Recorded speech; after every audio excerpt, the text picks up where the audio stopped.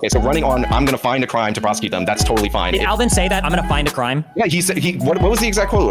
What you call it? Cam, you were talking about. I love when he throws it back to Cam. This is a thing that he invented in his brain. This is the strong claim that he's going to run away from.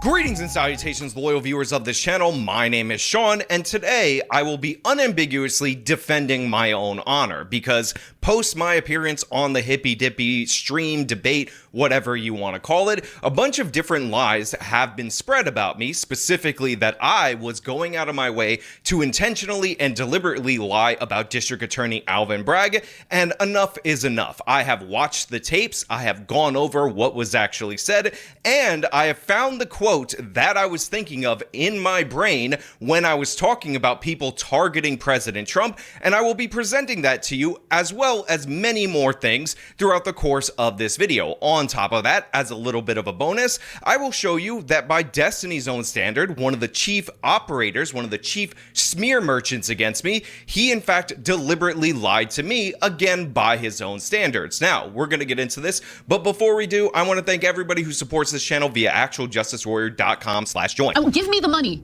Give me the money, okay? So we're gonna knock out the Bragg thing first because I think this is one of the most prominent things that has been spread about me, but I do want to give credit to Connor, of all people, somebody who I haven't really gotten along with in the past, for refusing to buy into the idea that I deliberately lied about this. He's willing to lie blatantly. You agree that he lied about what Alvin Bragg said, right? He lied about that. When I'm making the assertion that somebody is a liar, which I very rarely do, because I think there's all sorts of delusional cope spirals that people put themselves through in order to affirm their presupposed positions.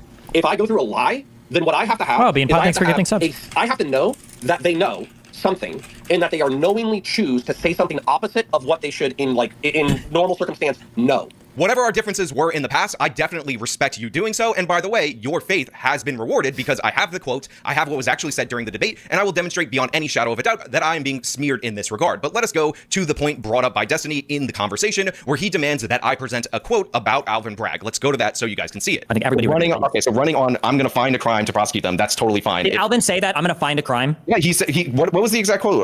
What you call it? Cam, you were talking about. I love when he throws it back to Cam. AJW, who's, by the way, a whole YouTube channel is about him having a background in criminal justice, him living in New York, and him being hypercritical of everything to do with New York crime and bail and Alvin Braggs and Letitia and all these people, right? And you're like, hey Cam, you got the quote on that one, right? Because you brought it up, right? You got the quote on this one, right? Oh my God, that was so brutal. Poor Cam, dude. Holy shit. Did Alvin say that? I'm going to find a crime? Yeah, he said, what was the exact quote? What you call it? Cam, you were talking about it earlier, that he said he was running on seeing Trump in court. Now, you guys need to understand the context of this conversation. I will link it in full in the description of this video for you could check it out. But this followed me talking about a hypothetical pro-Trump district attorney running for a state or local office and saying that they will dig into somebody in order to find a crime to charge them with or something thereabouts. This was not a direct quote, but this is what I was saying in that particular segment. No, I asked you a hypothetical that if this were the case, but they went through the normal legal process, you would be fine with that? That's the standard? No, because in order to make it comparable, it would have to be like the governor of New York running on trying to... A local DA that's very pro-Trump, 90% Trump category, finds an official, charges him with the crime that he campaigned on charging him with. They present evidence in front of a grand jury. It's enough for an indictment. Very low standard, by the way. And they secure a conviction. That's like totally legit. Now, of course, rather than properly engage with the hypothetical, these people decided that they were going to throw out a challenge related to Alvin Bragg. And at this point in time, I want to highlight something that I've been criticized for, which was tossing it over to Cam. Hold on, Bragg, just real quick. Official running. Fine with that? That's the standard? No, because in order to make it comparable, it would have to be like the governor of New York running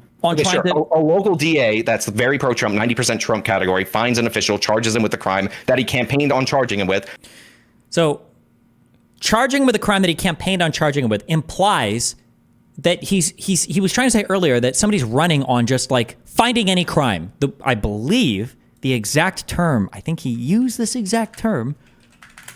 I believe he said fishing expedition. I think those were his words. Let me check though. Let me double quadruple check. I'm saying if he said it or if I said it. 1 second. Investigation that had already begun, which is a stark contrast to Sean accusing him of saying he's going on a fishing expedition and he was going to prosecute him no matter what. So I'm looking for a single quote.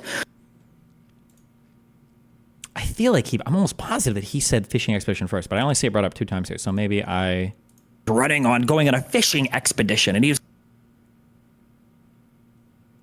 it either doesn't show up in the transcript or he said something akin to this and he didn't say the term fishing. I'm pretty sure he said fishing expedition. But the whole point is that Sean is trying to make it sound like this guy's going to invent charges, okay? That he's going to be he's going to run on a guy who he just hates politically, and he's going to invent charges for this particular person. That's the entire point that Sean is trying to make. And he can't substantiate that with anything. And even the way that he presents this clip here, where he's saying, they present evidence in front of a grand jury. It's enough for an indictment. Very low standard, by the way. an indictment is a very low standard. Yes, it is probable cause, I think. Reasonable probable cause is for an indictment. Okay. But then he goes over. And they secure a conviction. The secure conviction is beyond a reasonable doubt. That's not a low standard, right? I like how he's very careful to say, well, it's a very low standard for a grand jury indictment. Okay, sure. And then they secure conviction. Okay, that's a 99% like standard, but okay. But we just like kind of like, we go over that totally legit. Now, of course, rather than properly engage with the hypothetical, these people decided that they were going to throw out a challenge related to Alvin Bragg. And at this point in time, I want to highlight something that I've been criticized for, which was tossing it over to Cam to...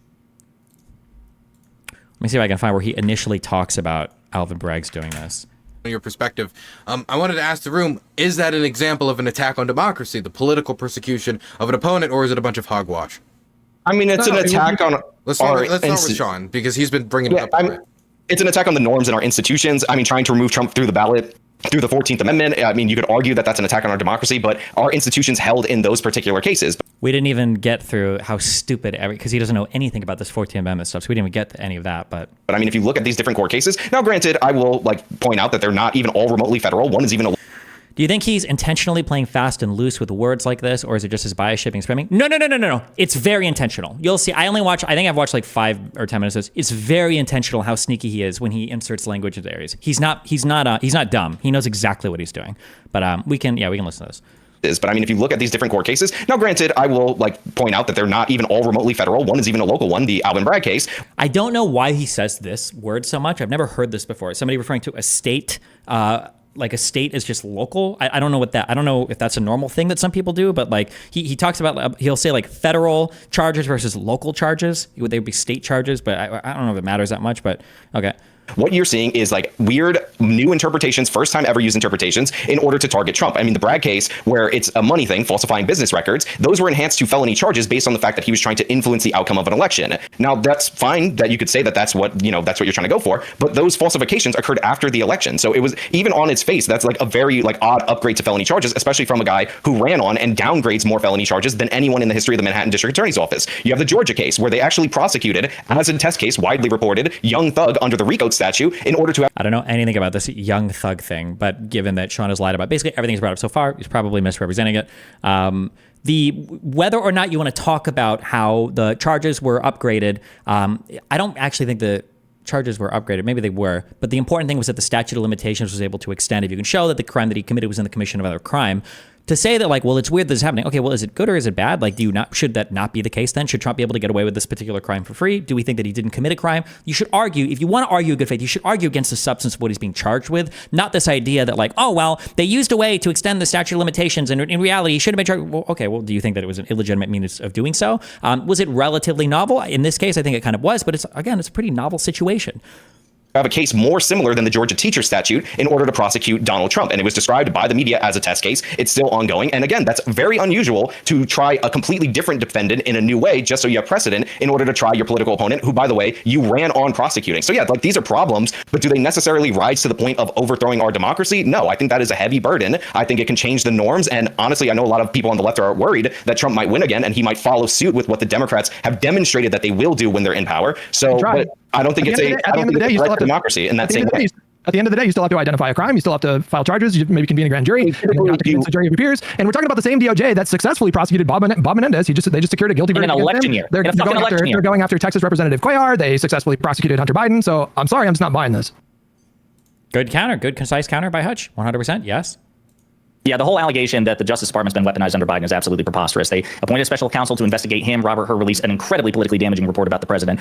They bent over backwards to accommodate Trump. Merrick Garland, we have reporting that he dragged his feet for a year with a classified documents case. Didn't the FBI and the National Archives play footsie with Trump behind the scenes, begging him to send the documents back because they didn't want to prosecute him? Yep. Cuellar, Menendez, Hunter Biden. Biden could have snapped his fingers and made that case go away. Usually U.S. attorneys resign when a new president enters office because they're political appointees of the previous administration. Biden specifically asked David Weiss, the Trump-appointed special counsel, to remain to investigate his son. Donald Trump would never fucking do that. That was actually an act of superhuman ethics on Joe Biden's part, thus proving his moral superiority over Donald Trump, objectively.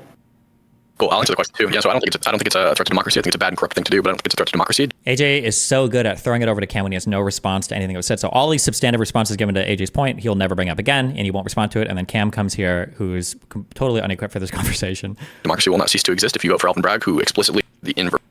Where's the next, Sean? attacking Let's see if we can find it. Political. That they were state even. I Actually, specifically, I specifically clarified that they were state, even local officials. Then I went specifically to Alvin Bragg, who is a local official. I talked about them running on these. Like, are you not familiar? I said they weren't all federal. I also want to point out that you're like, Garland dragged his feet. Yeah, it's true. The federal prosecutors all dragged their feet on this up until Trump was announcing he was running for election. This is a thing that he invented in his brain. I don't know where he gets this from. I don't know where this comes from. Sean, I don't know if there's like a common Republican like schizo talking point. The idea that Trump was not going to run for president again, and then all of a sudden he did, and then everybody started like filing charges and shit. Like all of these investigations weren't actively happening in the background for years before like Jack Smith filed his charges, before New York and Georgia came out with it. It's just, this is like a fantasy delusion talking point. I don't know where this originated from. It might just be his own, but yeah. And there's no evidence or proof of any of this either, right? He has absolutely nothing other than just saying like, well, Trump announced he was going to run, and then they did charges again. It's like everybody knew that Trump was running in 2020. Everybody knew that Trump was going to run. 2024. Everybody knew this. This was never a question. And this is a criticism I've heard from people on the left and the right, that once it was clear that he was going to run, that's when they decided that they were going to prosecute. I mean, Cenk Uygur screams about how Merrick Garland. There's no evidence of any of that statement whatsoever. But should have went after him the entire time. Cenk Uygur is not an authority on any of this. He's another pundit. I don't know why we're even citing to him, but as soon as he came out of office. So you are accusing the Biden DOJ of political prosecution, right? Let me finish my point. So he says he should have went after him as soon as he got out of office. You had the special counsel bring charges on the classified documents case, but it would have been probably less political to go after him early when you weren't sure he was going to run rather than later. But it seems like they went after him and they put all these cases on the ballot. And again, most of it is not federal officials or the special counsel. It's local politicians that ran specifically on prosecuting Trump. And remember, normally you have to have evidence of a crime before you start an investigation, not as a campaign promise, run on finding a crime to charge somebody with. That's it. There it is. Okay. Don't ever forget. Okay, hold on. We're going to write this down. This is the strong claim that he's going to run away from, okay? And this is what we know he believes this. We all know he believes this, okay? This is the strong claim, okay? Of a crime before counsel. It's later, but it seems like they went after him and they put all these cases on the ballot. And again, most of it is not federal officials or the special counsel. It's local politicians that ran specifically on prosecuting Trump. And remember, normally you have to have evidence of a crime before you start an investigation, not as a campaign promise, run on finding a crime to charge somebody with. But again, even then, like, people did vote for this. I find it to be disgusting. I don't think they ran specifically on prosecuting Trump. Normally, you have to have evidence of a crime before you begin an investigation. So he's implying they had no evidence of a crime before beginning an investigation, and not as a campaign promise run on finding a crime to charge somebody, implying that there wasn't already an investigation ongoing, okay, which there was when Alvin Bragg came into office, okay, and implying there wasn't already public evidence of a lot of like malfeasance happening, right, with the federal cases relating to the Stormy Daniels and everything. All of this stuff was already public. So this is the strong claim right here. This is the strong claim. I think it is a threat to democracy. It shakes the faith in the judicial system, but I don't think it overthrows our democratic system because that's just a heavy burden. Even if touching on what Cam said, you are saying that the Biden DOJ under Merrick Garland is engaged in political prosecution, right? I don't know if the special counsel directly answers to Merrick Garland. But you said that Merrick Garland specifically announced the charges when he knew that Trump was going to be. No, I said that Merrick Garland didn't charge Trump, and people had criticized him for dragging his feet until Trump. Could I get ran for clarification president. if it was or wasn't political persecution, Sean? I think there's definitely a political element to it. There's a reason all these cases pop off. Like he doesn't, and then, so after saying that, he's saying that they ran on finding a crime to charge. Okay, they ran on finding a crime to charge Trump with. And that's okay, so are these political prosecutors? Like, well, it's an element of it. Like, why not answer the... It was or wasn't political persecution, Sean? I think there's definitely a political element to it. There's a reason all these cases pop off. Okay, For sure. Dude, But I never- for Alvin I never Bragg, said- even I never said it Alvin wasn't. Bragg, even if he did run on the idea of prosecuting Trump, couldn't he have done it because he thought that Trump committed a crime? Like, this was a criminal case. He got a grand jury. We got a grand jury to agree to an indictment, and then it was tried in open criminal court, and a jury of peers convicted Donald Trump of the crime. So even if it started off as like, well, I hate him politically or whatever, he went through the entire criminal court process in order to secure that conviction at the end of the day. So he literally admitted that he Hold on, I want to get the standard out. So hold on, I want to get the standard out. If Trump orders an investigation into his political opponents, and then they find a crime when they're digging into him in order to look specifically for a crime, they didn't have evidence before they started the investigation, but they go through the whole trial phase. Like, you know, like none of what he's saying has happened. And he should know. He does know. He should know, and he probably does know because he talks about this shit so obsessively, right? He does crime. He's from New York. He fixates on crime shit. Like if you search his Twitter timeline for bail, there's like 50 billion things we're complaining about bail in New York, right? Nobody ordered Bragg to go and find a crime. There was already an investigation underway when Bragg was running for DA, okay? They didn't start the investigation with no evidence whatsoever. There was already evidence from the federal investigations. Like publicly, people were already speaking about this. All of this is just fantastic. they try whatever political opponent in a county that voted 80% for Donald Trump. You have to have evidence to get an indictment. You have to have evidence for an indictment. And then they convict him. Like, that's fine as long as you present some evidence when you're digging. Violated of the norm. That would be violated of the norm that the president doesn't direct the DOJ. That would violate. Yeah, district attorneys prosecute. Presidents don't prosecute. That's one of the major differences. The DOJ serves under the president. Like, this weird idea that This is beyond retarded. We can't even dig into how stupid this is. The DOJ is under the president. The president should not be dictating investigatory orders to the DOJ. That would be an egregious breach of norms. And it might even, I'm not sure on this, it might even be a breach of DOJ policy. Like, I know, for instance, the president can't dip down and talk to people in the DOJ. He's not supposed to do that. That's a contravention of DOJ policy. It's an explicit violation of DOJ policy to do it. I don't know if the policy of the DOJ allows the president. I'm sure the president can talk to, because it's his office created by Congress. I don't know if the DOJ was created by Congress or the Constitution, but it's an office that's created for the president. That's his officer. I'm sure he can talk to him about things. But the idea of the president going and just ordering the DOJ to find crimes and investigate these things, if it's not a direct violation of policy, it would be an egregious breach of norms, and we would all agree it shouldn't happen. And there's no evidence of this happening under Biden at all. So it's such a crazy, stupid. Departments under the executive branch are like somehow above the executive branch. They're not above. Wait, they're not above. This, like, the way that he framed this here is like so wildly, unbelievably stupid. District attorneys prosecute. Presidents don't prosecute. That's one of the major differences. The DOJ serves under the president. Like, this weird idea that departments under the executive branch are like somehow above the executive branch. They're not above. Nobody even said they were above too. That's like him trying to bad faith reframe what was just said. Nobody's saying they're above it. They just don't. Like, the president should be dictating to them exactly who they go and investigate. They're not above the executive branch, but the president, by way of norm, is not supposed to be involved with the day-to-day prosecutorial decision. So the attorney general serves at the pleasure of the president. He is the president is his boss. But the thing is that they shouldn't be directed. You prosecute this person, you don't prosecute this person. It's like broad, like, hey, we're going to reschedule marijuana. We're going to focus more on these sorts of cases than this. Not you're supposed to prosecute this person or not. No one is saying that the attorney general is totally independent of the president. They serve at the president's pleasure. The president's just not a prosecutor the way a district attorney is. I never said the president was a prosecutor. I said he got his prosecutors to go after them. Yeah, but wait. I like how he thinks that this distinction here matters. The president got his prosecutors to go after them. What's the evidence? Where? When? Prosecutor, the way a district attorney is. I never said the president was a prosecutor. I said he got his prosecutors to go after them. Yeah, but wait. So the president did get prosecutors from the DOJ to go after Trump?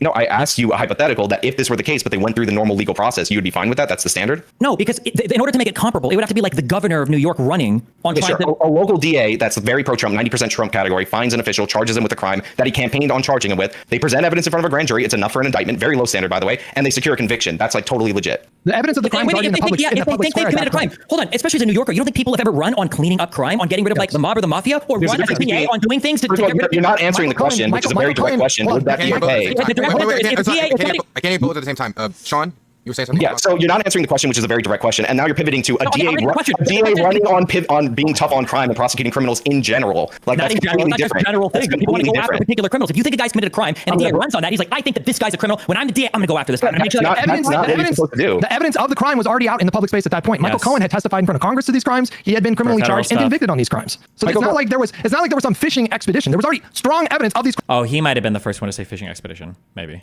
Crimes out there in the open that had been reported on and adjudicated for years. Okay. Michael Cohen was prosecuted by federal authorities. Am I right or no? No, but it was for the same. It was for the same.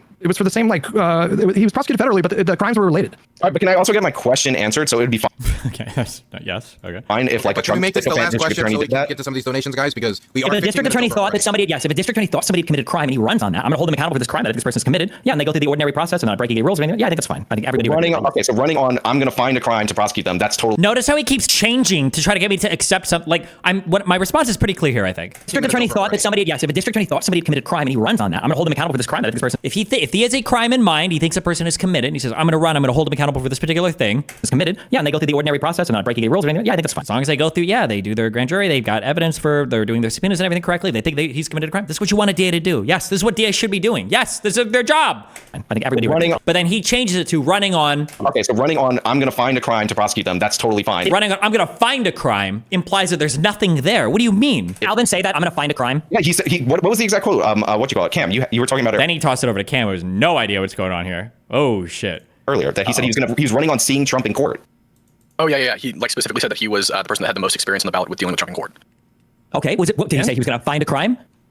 He didn't. Notice how they both answer in things that have nothing to do with what like the big assertion here is, right? Like Sean is saying he's going to find any crime. He's going to find a crime, right? Saying he's got the most experience dealing with Trump in court. Okay, if Trump has a court case in front of him and the guy's running on having experience dealing with Trump in court, yeah, that sounds like a good reason to vote for a guy. Yes, he's the DA. He's the district attorney.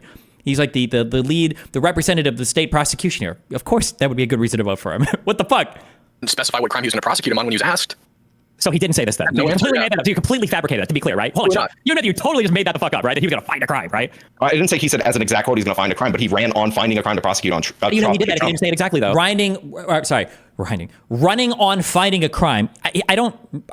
I might not phrase as well. I don't need the exact quote of like, I'm going to find any crime, but like any evidence at all that he said he's just going to find random crimes, anything about that at all. Like, I thought we were going by exact quotes, a detailed manifesto of exactly what he's going to do. Just inserted that in there and pretend, and you hope that your audience won't notice. If there's already federal prosecution of people around Trump or Cohen for these exact types of behaviors, why wouldn't we assume that Alvin Bragg is running on the idea of going after Trump because he knows that Trump was in the state of New York when these crimes are being committed? Why couldn't we just assume that?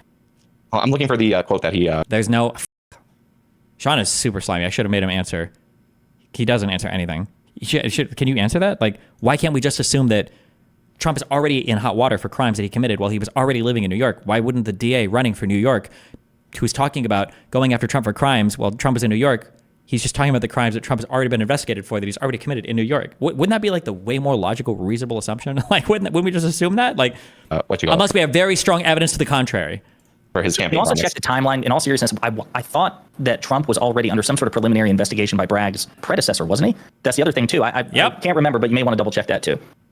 Okay, can we use this as a stopping point? And Sean, during the question period, if you find something, maybe we can retouch on it again?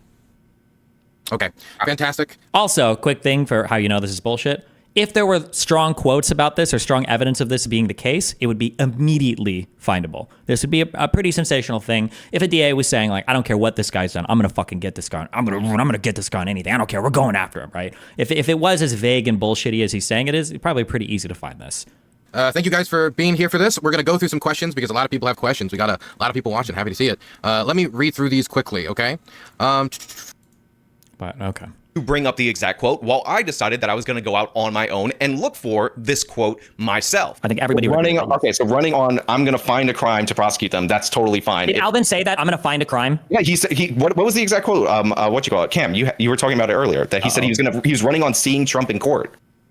Oh yeah. He like specifically said that he was the person that had the most experience on the ballot with dealing with Trump in court. Now, the reason I did this is because if you rewind the debate to when this came up specifically with Alvin Bragg, what you will discover is that the person who made the claim that I am currently being smeared with is in fact Cam. Cool. I'll answer the question too. Yeah. So I don't think it's a threat to democracy. I think it's a bad and corrupt thing to do. No, the reason why we're on this tangent is because Sean said, wow, now I'm glad I watched earlier. Wow, he's trying to throw Cam under the bus.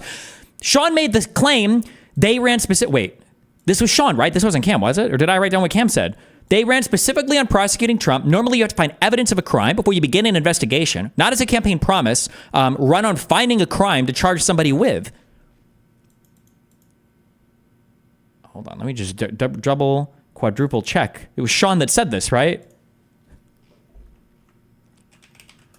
That I wrote down, a campaign promise. Yes, this is what we're talking about. prosecuting Trump. And remember, normally you have to have evidence of a crime before you start an investigation, not as a campaign promise run on finding a crime to charge somebody with. But again, even then... Wait, hold on. No, wait. Never mind. This is at 1:30:104. So this was before Sean said this here. Okay, so hold on. Let's go back here. With Trump in court. Now, the reason I did this... Cam, you were talking about it earlier, that he said he was running on seeing Trump in court. Oh, wait. We're being so tricky right now. Wait, hold on. This is something that Sean said at 1 hour and 38 seconds. The reason why we're talking about this is because of that comment that I just played here. But he goes all the way back to 1:30. Oh, yeah. He specifically said that he was the but he goes back all the way to 1:31. Now, the reason I did this is because if you rewind the debate to when this came up specifically with Alvin Bragg, what you will discover is that the person who made the claim that I am currently being smeared with is in fact Cam. Cool. I'll answer the question too. Yeah. So I don't think it's a threat to democracy. I think it's a bad and corrupt thing to do, but I don't think it's a threat to democracy. Democracy will not cease to exist if you vote for Alvin Bragg, who explicitly can.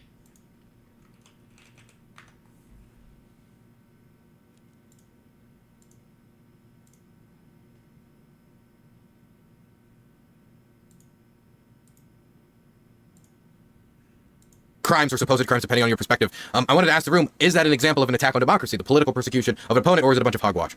I mean, it's an attack on... Let's start with Sean, because he's been bringing it up.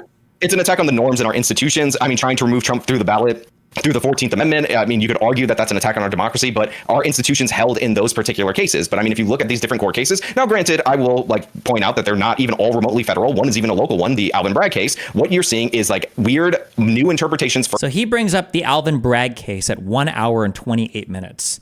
Why is he throwing Cam under the bus here at 1 hour and 31 minutes? Let's see if we keep talking about it past it. First time ever used interpretations in order to target Trump. I mean, the Bragg case, where it's a money thing, falsifying business records, those were enhanced to felony charges based on the fact that he was trying to influence the outcome of an election. Now he's talking in detail about the Bragg case.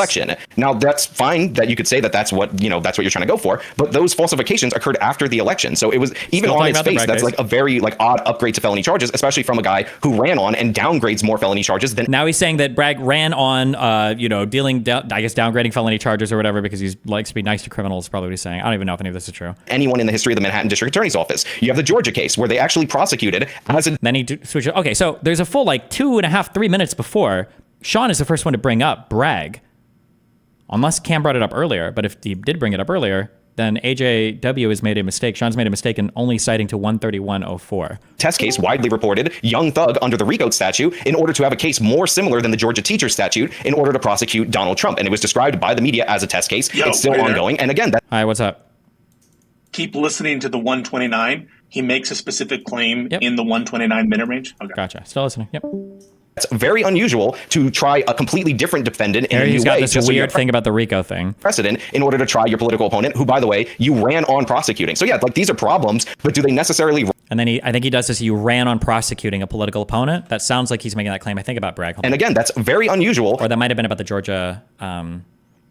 AG or DF to try a completely different defendant in a new way, just so you have precedent in order to try your political opponent, who, by the way, you ran on prosecuting. So yeah, that has to do with Georgia.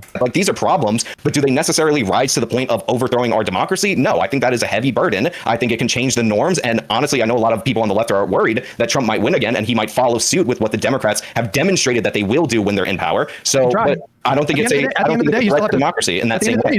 At the end of the day, you still have to identify a crime. You still have to file charges. You maybe convene a grand jury. And convince the jury of your peers. And we're talking about the same DOJ that successfully prosecuted Bob Menendez. They just secured a guilty verdict. In an election year. They're going after Texas Representative Cuellar. They successfully prosecuted Hunter Biden. So I'm sorry, I'm just not buying this. Yeah, the whole allegation that the justice... And then Sean doesn't respond at all to that. He's super quiet. Sean is really good at tact. Maybe because he knows other people will speak, he just doesn't say anything in response to that direct response. Successfully prosecuted Hunter Biden. So I'm sorry, I'm just not buying this. You could argue that at 45 seconds earlier, he was mentioning Bragg as well when he's talking about running on prosecuting political opponents. Sure, that Georgia and New York. Yeah, the whole allegation that the Justice Department's been weaponized under Biden is absolutely preposterous. They appointed a special counsel to investigate him. Robert Hur released an incredibly politically damaging report about the president. They've been classified. They didn't want to put the U.S. attorney David Weiss for human ethics on Joe Biden's part, thus proving his moral superiority over Donald Trump, objectively. Cool. I'll answer the question too. Yeah, so I don't think it's a threat to democracy. I think it's a bad and corrupt thing to do, but I don't think it's a threat to democracy. Democracy will not cease to exist if you vote for Alvin Bragg, who explicitly campaigned on going to court with Donald Trump. And also, Hutch, it seemed that Sean said almost the exact same thing, and then you attacked him as if he said the inverse. Again, strawmanning him, which seems to be your primary tactic throughout the entire debate. Damn. No, he accused Biden's DOJ of political persecution against Biden's like political opponents. And I've heard Sean say explicitly throughout this debate that Biden's not involved, like several times. So I don't know. Wait, Biden's not involved. Wait, Biden's not involved. In what?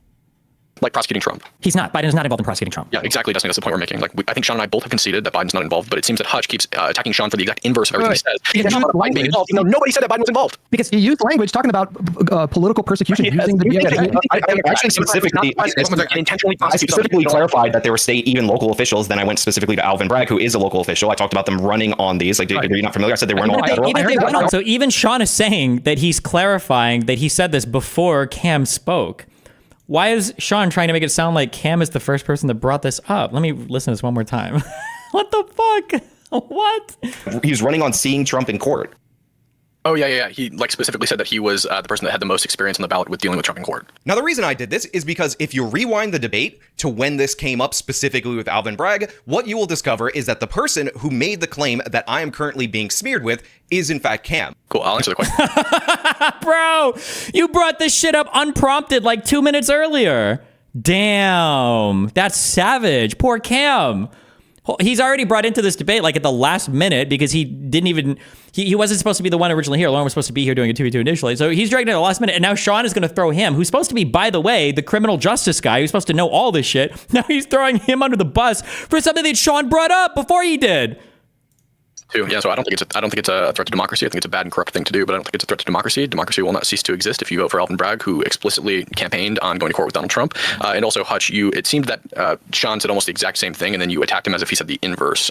Again, strawmanning him, which seems to be your primary tactic throughout the entire debate. The person who said he had the quote from District Attorney Alvin Bragg is in fact Cam. So you are accusing the Biden DOJ of political prosecution, right? Well, let me finish my point. So he says he should have went after him as soon as he got out of office. You had the special counsel bring charges on the classified documents case, but it would have been probably less political to go after him early when you weren't sure he was going to run rather than later. But it seems like they went after him and they put all these cases on the ballot. And again, most of it is not federal officials or the special counsel. It's local politicians that ran Seems like they went after him. Specifically on prosecuting Trump. And remember, they ran on prosecuting Trump. Normally, you get evidence. Normally, you have to have evidence of a crime before you start an investigation, not as a campaign promise, run on finding a crime to charge somebody with. So right here, I'm talking about a prosecutor looking into somebody in order to find evidence of a crime, rather than you having probable cause to start an investigation, which is the normal operating procedures that a prosecutor would go through in order to find evidence of the crime.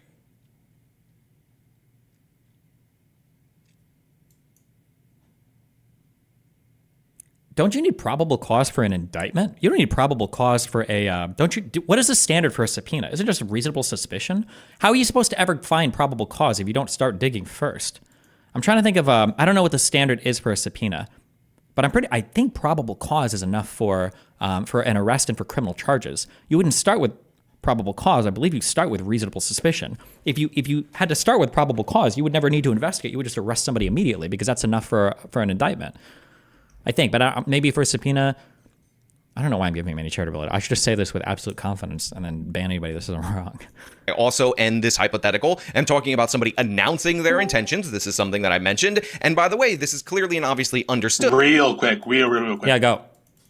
So the dumbest thing said in this entire video is when Sean says that you need to start an investigation, probable cause. Yeah. Anybody with any knowledge or information about the criminal justice system would not make that mistake. Because probable cause is what you're trying to build up to for your initial charging. Exactly. Yeah. For a warrant or for an arrest. Yeah. So only someone who is, it actually is the best evidence that Sean wasn't lying, because only someone who is totally deranged, unconnected to any facts, doesn't know anything about anything, would make that mistake and not catch it in the video. It's such a dumb thing to say. Yeah. Okay.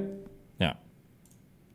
Because Hutch ends up responding at some point shortly after this. He had been criminally charged and convicted on it. So what is the point he's trying to make? Is he trying to pretend that Cam is the one that got us on this track when Sean is the one that brought up Bragg first? Prosecutor would go through in order to find evidence of the, which is the normal operating procedure. crime, rather than you having probable cause to start an investigation. This is a really stupid statement. Probable cause to start an investigation. Which is the normal Cops don't need probable cause. If a cop has probable cause, he's arresting you. All cops need is reasonable suspicion. That's what you get pulled over for. That's what they detain you for, to begin an investigation so that they can build up to probable cause. And then you'll get arrested and then potentially charged with a crime if they feel like the evidence is strong enough to convict you in court. Procedures that a prosecutor would go through in order to find evidence of the crime. I also end this hypothetical and talking about somebody announcing their intentions. This is something that I mentioned. And by the way, this is clearly and obviously understood because Hutch ends up responding at some point shortly after this. He had been criminally charged and convicted on these crimes. So it's not like there was some fishing expedition. That this is not a fishing expedition. But what I'm actually referring to exactly describes a fishing expedition.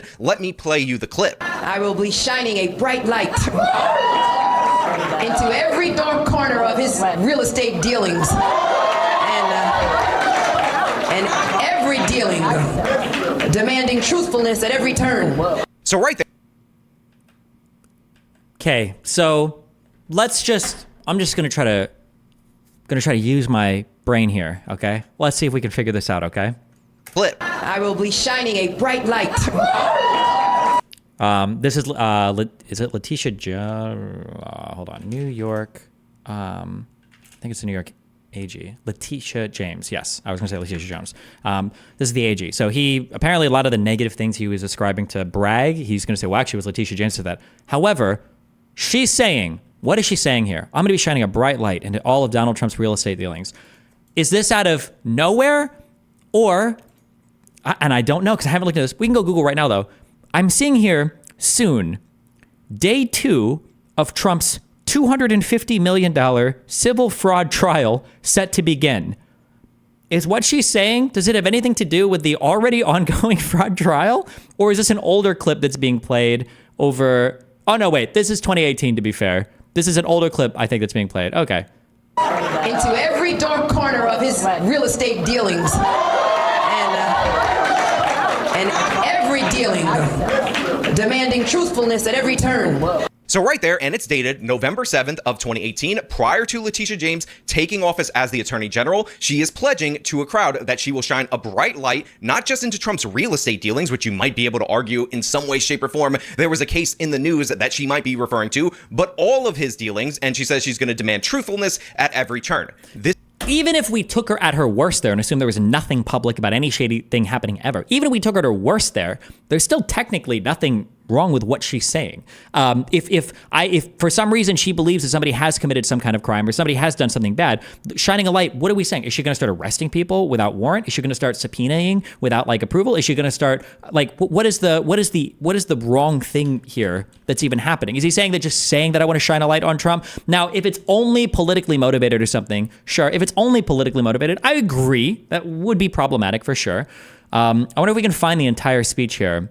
Letitia, November 7th, 2018.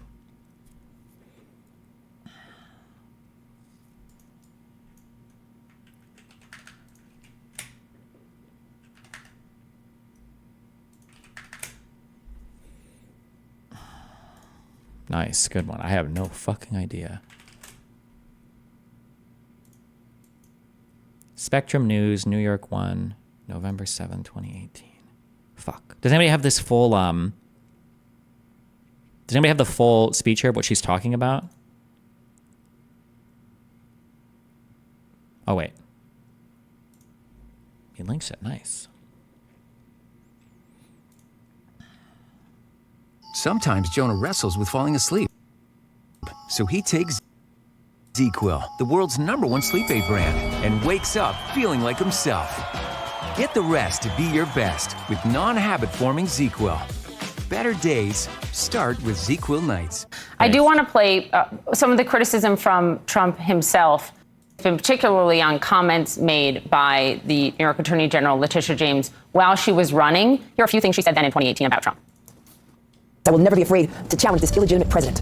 He should be charged with obstructing justice. I believe that the president of these United States can be indicted for criminal offenses. I will be shining a bright light. Okay, so this is like a highlight reel. Of his real estate dealings. And every dealing, demanding truthfulness at every turn. Would those comments have any legal basis for a dismissal here? I don't know about a dismiss. I'm very, very troubled by them. I think they're completely unethical. I think it's actually I've spoken with a fellow who's written a book on prosecutorial misconduct, and he's assured me he's going to include a chapter next time on the kinds of statements that are appropriate ethically and inappropriate ethically in the course of an election campaign for elected officials, for judges and prosecutors. I think they're very troubling comments. The government is held to a different standard, and the public generally believes that when they say something that it's accurate. We can't have people targeting particular citizens when they're running for office, especially when there's been no investigation and certainly no finding yet at that time of any culpability. I think they're very troubling. This is part of what I think is driving the polls, in addition to policy issues. I think that fundamentally American people demand fairness, and they don't want to see people targeted, even if they're sort of larger than life figures like Donald Trump. Okay. Does anybody have a? I want to link to this speech. Can I find this anywhere? Does anybody have this campaign speech? I'm just curious what the full context of the statement is. Oh, it's gonna read. What's the date again? It was November 7th. Let's see if we can find it. Letitia James. Was it an election night speech?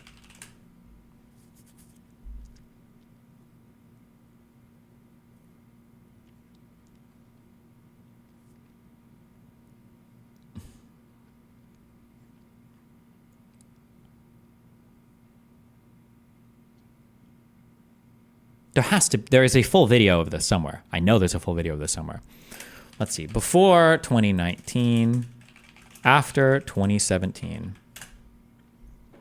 Can you explain to me why that was inappropriate? If somebody is running and the implication is that it's a political prosecution or persecution, maybe you could even say, where they're just going after someone because they really don't like them and they don't think a crime has been committed, that's problematic. But if somebody's running because they feel like somebody's committed a crime and they want to hold that person accountable, they're your district attorney, or in this case, your attorney general. That's what you would expect them to run on. You would expect them to run on things like persecuting people that have committed crimes, or prosecuting crimes. Like,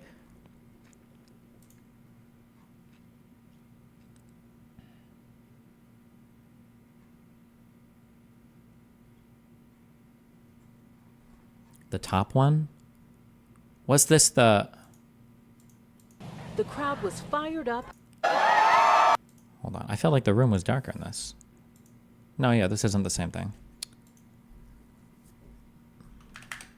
Wasn't that the night she won? James' victory speech then?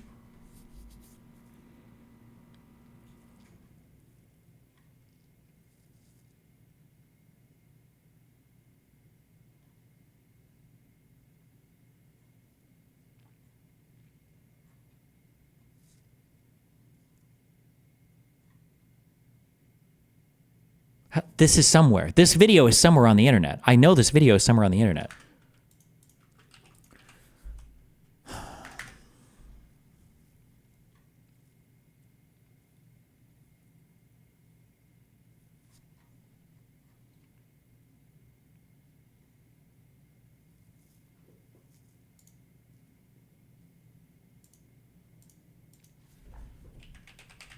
Letitia James, election AG.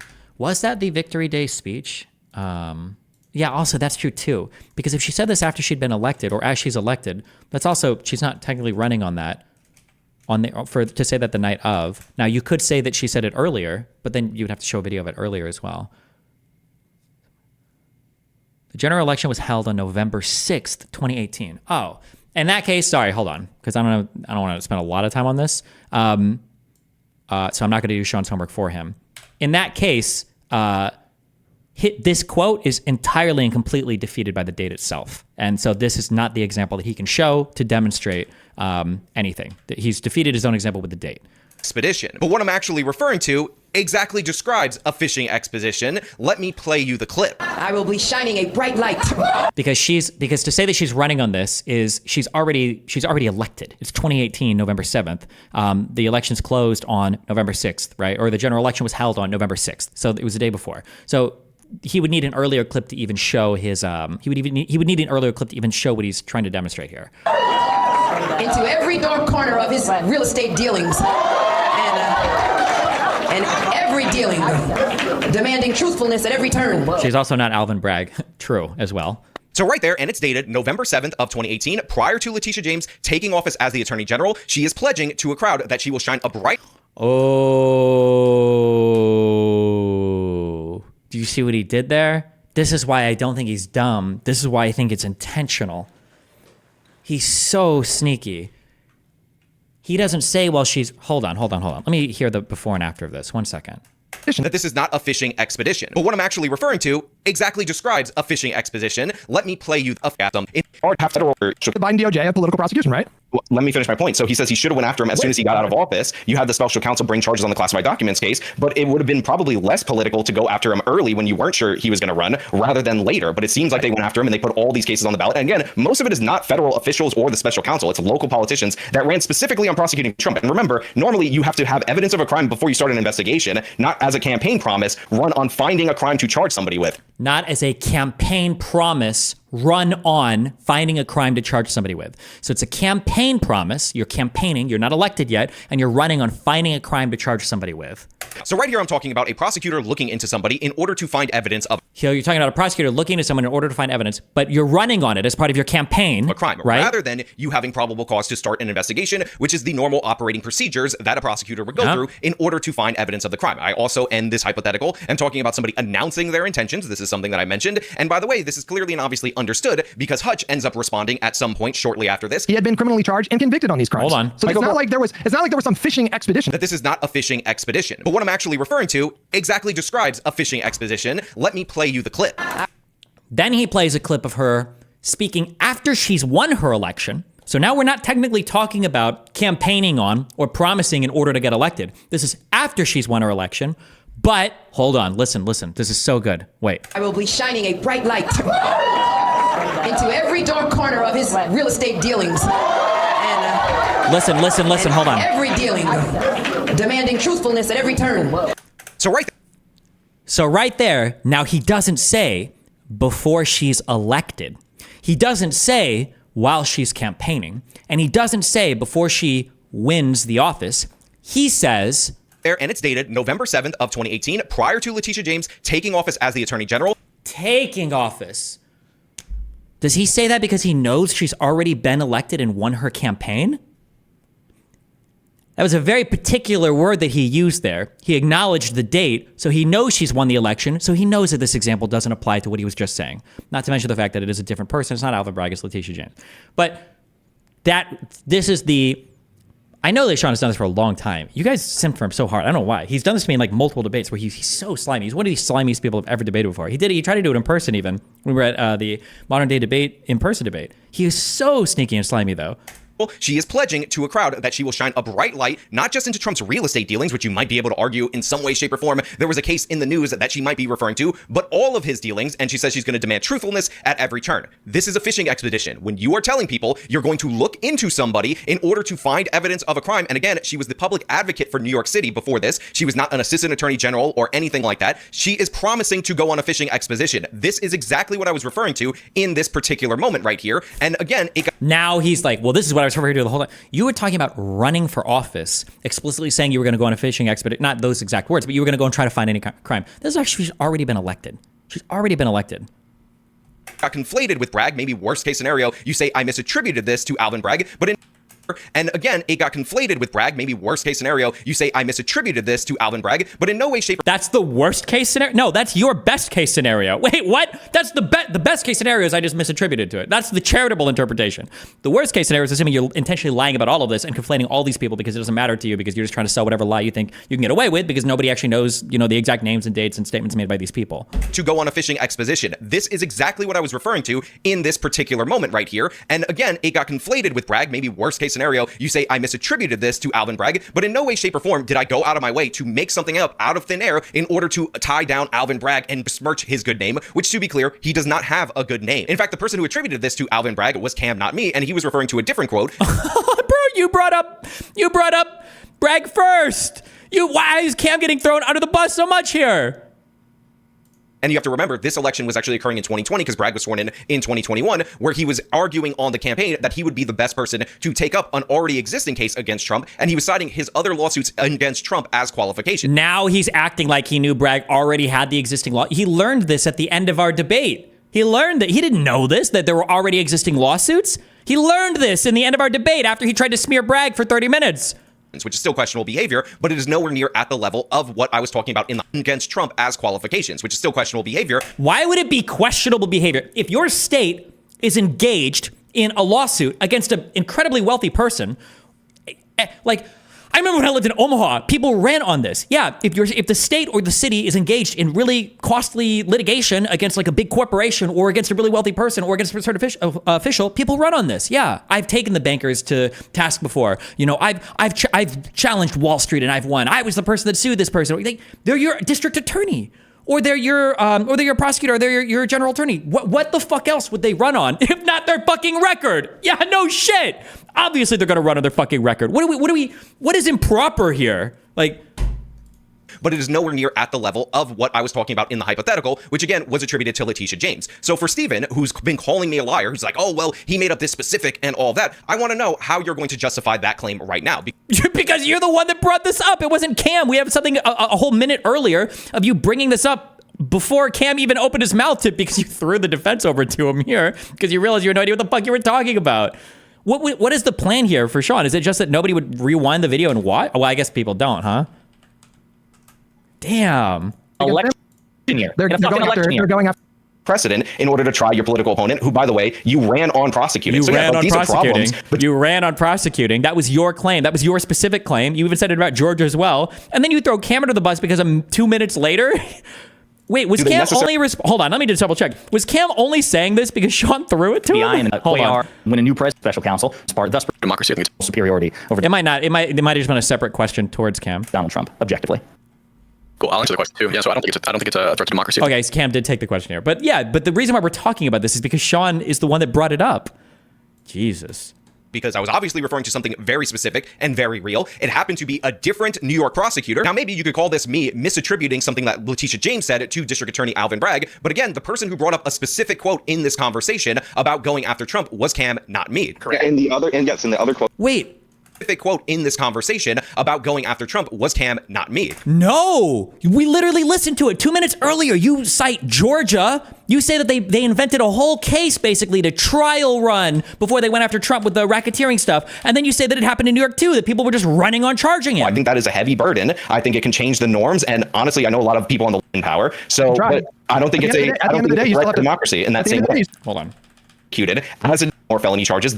That's what that's what you're trying to go for. Get Trump. I mean, the Bragg case, I will point out that they're not even all remotely federal. One is even a local one, the Alvin Bragg case. What you're seeing is weird new interpretations, first time ever used interpretations in order to target Trump. I mean, the Bragg case, where it's a money thing, falsifying business records, those were enhanced to felony charges based on the fact that he was trying to influence the outcome of an election. Now, that's fine that you could say that that's what you're trying to go for, but those falsifications occurred after the election. So it was even on its face, that's a very odd upgrade to felony charges, especially from a guy who ran on and downgrades more felony charges than anyone in the history of the Manhattan District Attorney's Office. You have the Georgia case, where they actually prosecuted, as in test case, widely reported, young thug under the RICO statute in order to have a case more similar than the Georgia teacher statute in order to prosecute Donald Trump. And it was described by the media as a test case. He brings this up implying this case was just done so that they could go after Trump later on? Ongoing. And again, that's very unusual to try a completely different defendant in a new way just so you have precedent in order to try your political opponent, who, by the way, you ran on... Try your political opponent, who, by the way, you ran on prosecuting. So yeah, these are problems. And now his claim is what? After all that? At the level of what I was talking about in the hypothetical, which again was attributed to Letitia James. So for Steven, who's been calling me a liar, who's like, oh, well, he made up this specific and all that, I want to know how you're going to justify that claim right now, because I was obviously referring to something very specific and very real. It happened to be a different New York prosecutor. Now, maybe you could call this me misattributing something that Letitia James said to District Attorney Alvin Bragg. But again, the person who brought up a specific quote in this conversation about going after Trump was Cam, not me. Correct. In the other quote, he said, obviously, evidence, he gave the caveats. He wasn't as bad as Letitia James, and there's no... Hold on, to be clear, for Letitia, you also couldn't say anything that Letitia said that was bad. Also, the idea of the guy... Hold on, Stephen. I do have the clips of Letitia where she said to a voter on the street that you should vote for her because she's going to sue Trump.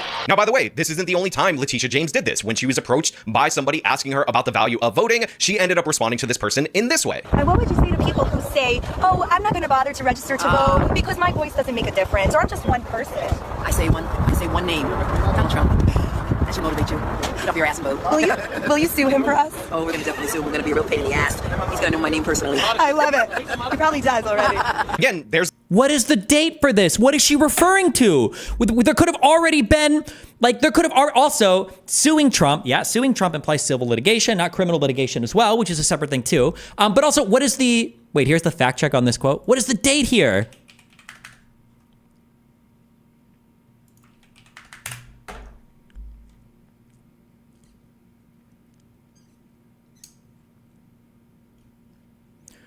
This is from November 7th, 2018. Okay, so this is after she'd won her election, the day after James was elected, and the Instagram account of this, a community, almost like communist, activist who ran for New York City Council in 2019. In the video, appeared to record milestones. This is the relevant exchange. What would you say to people? This is what we just watched. Will you sue him for us? Or we're going to sue him. I will never be afraid to challenge this illegitimate president. James made this statement in a nearly 3.5 minute video that she posted December 12, 2018 on nowthisnews.com, a politically progressive social media-focused news organization. The headline was, Why Letitia James Wants to Take on Donald Trump as New York's Attorney General. James opened the video by saying, America is in uncharted territory. We can just listen to the video. Just kidding. No, we can't. America is in uncharted territory. We are angrier and more deeply divided than we've ever been at any point in our history since the Civil War. And at the eye of the storm is Donald Trump, ripping families apart, threatening women's most basic rights. I'm running for Attorney General because I will never be afraid to challenge this illegitimate president when our fundamental rights are at stake, from the Muslim ban to efforts to deport immigrants to denying transgender students the ability to choose whatever bathroom they want, rolling back regulations to protect our planet, colluding with foreign powers, putting profits over people, dividing us in ways we haven't seen in generations. We need to focus on Donald Trump. We need to follow his money. This is part of a response to a question asked of James and other Democratic New York Attorney General candidates during a September 16, 2018 debate. So this is by definition not really a fishing expedition if you're literally citing specific things that you would intend to challenge in court. It's already not like, we're already past like fishing expedition things. Here's actions that Donald Trump has taken that I think we should challenge, whatever. I'm writing on Attorney General so that I can do this, right? You might not agree with challenging him on these things. You might not agree that New York State should be, but it's the job of the Attorney General, right? Like it's like saying it would be improper for a senator to run on single-payer healthcare. It would be inappropriate. It's like, what do you mean? Well, because I disagree with single-payer healthcare. That's fine. You can disagree with the policy, but this is what a senator runs on. They run on passing legislation. We need to focus on Donald Trump. We need to follow his money. This is part of response to General. The question, what is your view of the proper basis required to start an investigation of a person or corporation or nonprofit? How much smoke, if any, does there need to be? And how do you guard against a rush to judgment against someone, whether it's an average unknown New Yorker or Donald Trump and his associates? James said an attorney general should be following the facts and following the evidence, and that simply opening up an investigation can ruin lives. And so with respect to Donald Trump, we need to follow his money. We need to find out where he's laundered money. We need to find out whether or not he's engaged in conspiracies and whether or not he's concluded not only with Putin, but also with China as well. We all know that 10 years ago, he was almost bankrupt. Most domestic banks were not lending him any money. Where did he get all of his money to purchase his real estate holdings and all of his golf courses? And all of those transactions have happened here in New York City, which is why the next Attorney General is absolutely critical. What is filling my soul right now is Trump. James made that remark during her opening statement of an August 28th, 2018 debate with the Democratic candidates. If you want to say that this is evidence of like a fishing expedition or that she would invent something or make something up, you could say maybe that you're troubled politically by it. Maybe you could, okay, if you're troubled by an Attorney General saying that she wants to do things in a prosecutorial manner against somebody, which is what the Attorney General does. But then if you wanted to make that claim, okay, well, this is 2018, then the next step is, did they do this? Is there any evidence of any improper behavior? Like, have you seen them do something that, like, is evidence of them going on a fishing expedition, or is evidence of them doing something that they weren't legally allowed to do, or breaking some process or procedure, or doing something else? Because that's also the next thing that would be hugely missing from any of this as well. Prosecutors run on prosecuting crimes. Like, I don't know what the fuck else. I don't know what else you want. Like, it's such a bizarro world to live in.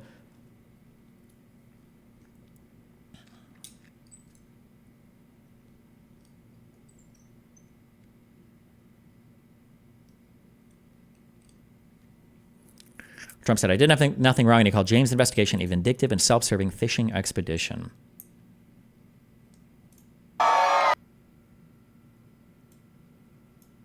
Right, this one. I'm going to be a real pain in the ass. He's going to know my name personally. I love it. He probably does already.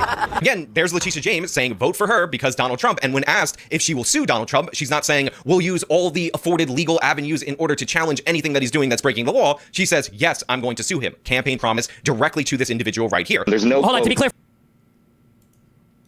So I like how also, and we're not even saying, first of all, yeah, campaign promise. First of all, she's already won her election, number one. Number two, it's not just a random individual. It's what do they say, like a state council person or whatever? But I mean, they're voted, right?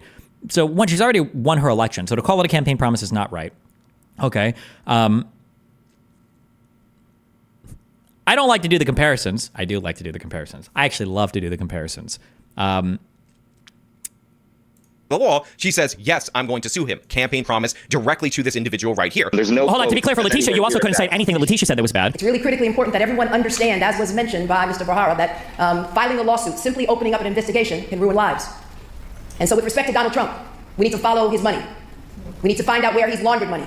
We need to find out whether or not he's engaged in conspiracy. And whether or not he's colluded not only with Putin, but also with China as well. Now, again, you have Letitia James during the actual debates of the election in September of 2018 saying that she's going to follow Trump's money in order to see if he's money laundering and whatnot. And this is a fishing expedition because, once again, she doesn't have evidence for a crime. She's promising that she's going to just look into all his transactions in order to find money laundering. But there's nothing right now that says that she's continuing an investigation.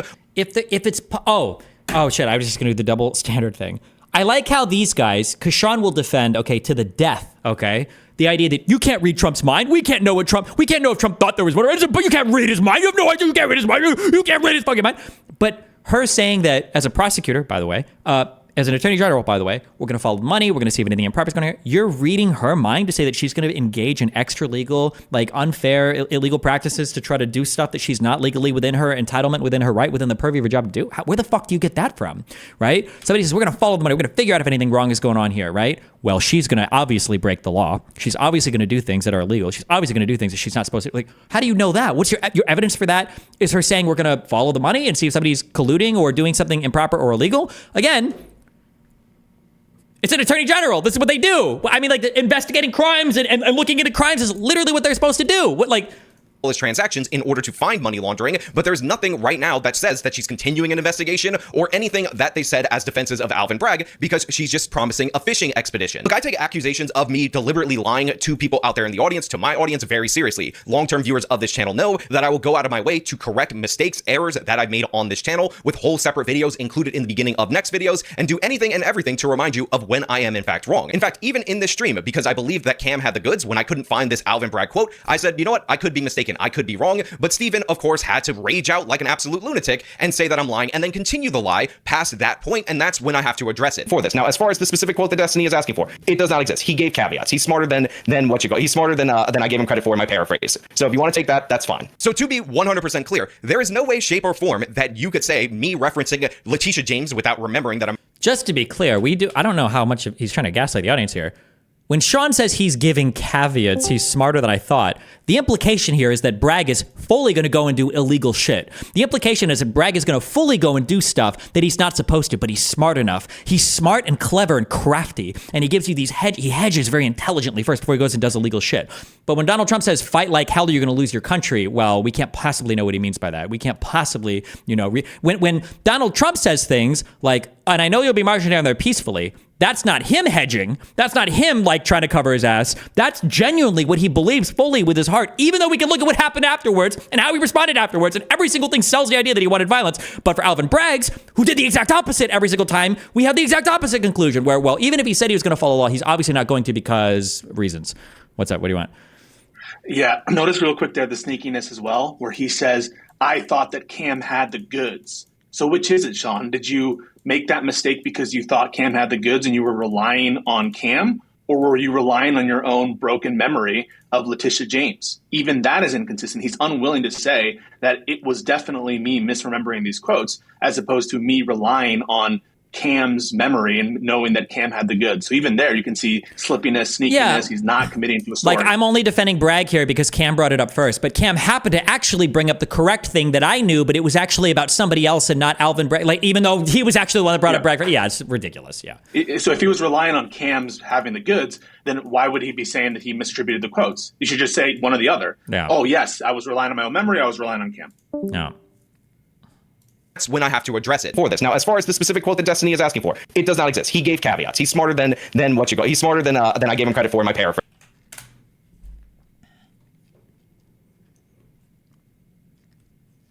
Trump Foundation agrees to dissolve. New York Attorney General says. Letitia James would have been the AG here, right? December 18th, 2018. So had this case already even been ongoing? When did the Trump Foundation cases start? Because if this happened, if the foundation was dissolving in 2018 December, I'm guessing this case was probably started years earlier already, or at least a year earlier. Maybe not.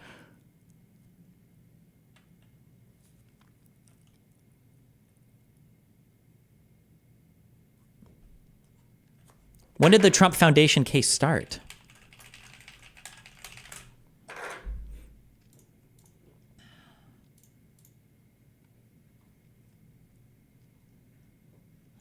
In In a June 2018 petition filed by the Office of the New York Attorney General, it was explained that none of the foundation's expenditures or activities were approved by its board of directors. The investigation found that the board existed in name only. It did not meet after 1999. It did not set policy or criteria for choosing grant recipients, and it did not approve of any grants. Mr. Trump alone made all decisions related to the foundation. And this was in a petition filed by the Office of the New York Attorney General in June of 2018. So there was already stuff on the books. There was already stuff on the books about Trump.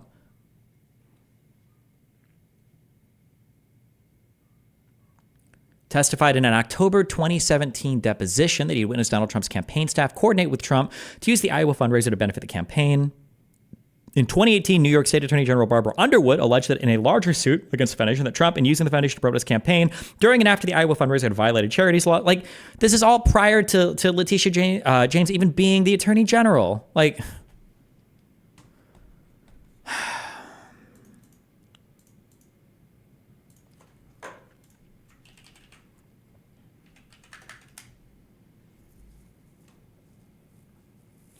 Letitia James was overwhelmingly elected as the AG of New York on Tuesday, shattering a tradition. Okay, so this is on November 6, 2018.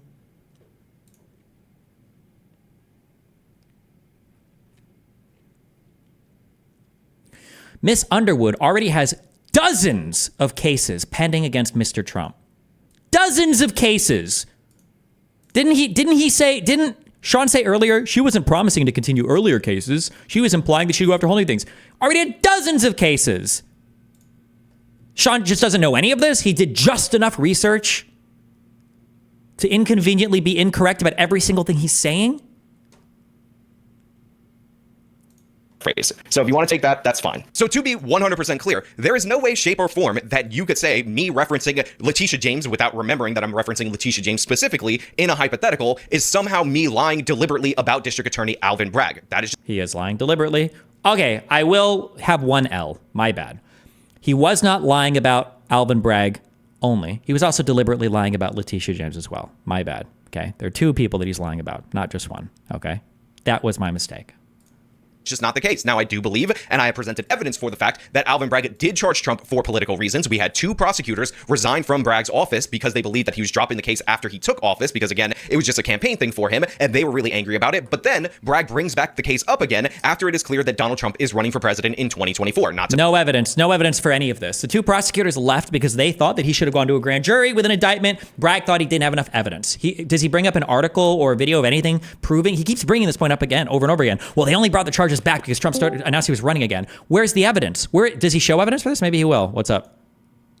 All right, this is the last thing, and then I'm not coming back again. Yeah. But I just have to say, so dishonorable for Sean right now to say what he just said about the 2 prosecutors. He says the prosecutors were upset that he dropped the case, so they quit and they had this letter. Mm-hmm. And then Bragg resumed the case after Trump announced the election. Yeah, he's confusing 2 different cases.